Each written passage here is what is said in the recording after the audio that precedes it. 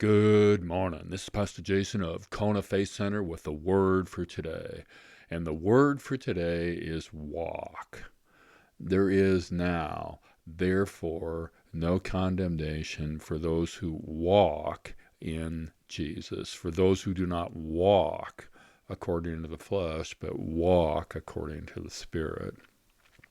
The law of the Spirit of life has made me free from the law of sin and death. So walk in life. God has done the impossible. Jesus came in the likeness of sinful flesh as a sin offering, and so condemned sin in the flesh. So walk in the Spirit. The righteous requirement of the law is fulfilled in us who do not walk according to the flesh, but walk according to the Spirit. Those who walk according to the flesh set their minds on the things of the flesh. Those who walk according to the Spirit set their minds on the things of the Spirit. What's your mind set on? If your mind is set on the flesh, you're going to produce death. If your mind is set on the Spirit, there is life and peace. For the mind that is set on the flesh is hostile towards God. The mind that's set on the flesh does not submit to God. It can't even do it. So those that are walking in the flesh cannot please God. So don't owe anything to the flesh. Do not walk according to the flesh. Walking according to the flesh produces death. By the Spirit, put to death the deeds of the flesh and live. Have life, have peace, have joy. Be led by the Spirit and be a huios. This is really important because it takes a fully mature adult to walk led by the Spirit. And we have to do this consistently.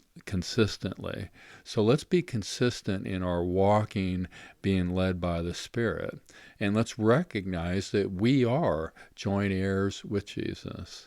Nothing in this life even comes close to what there is for us in the next life. Now, we need to think about this from time to time because otherwise we will think the things in this life are the greatest things. They are not. They're not even close to the greatest things. It's what waits for us in the next life that are the greatest things. Now, all of creation waits for us to be revealed as the huios, as the sons of God, as the fully mature sons of God. So have a confident expectation and persevere. The Holy Spirit's going to help us walk. The Spirit will help us walk. The Spirit will help us pray. The Spirit will help us to pray the will of God over every situation. The Spirit will help us to know that God is at work on our behalf, whatever is going on. God foreknew us and made us to be conformed to the image of Jesus. And here it is. Is Jesus formed in you?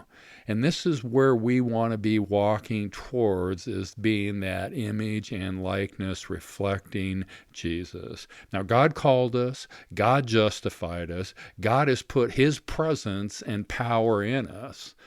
And if God has given us Jesus, will he not freely give us all things? Absolutely, without a shadow of a doubt, yes.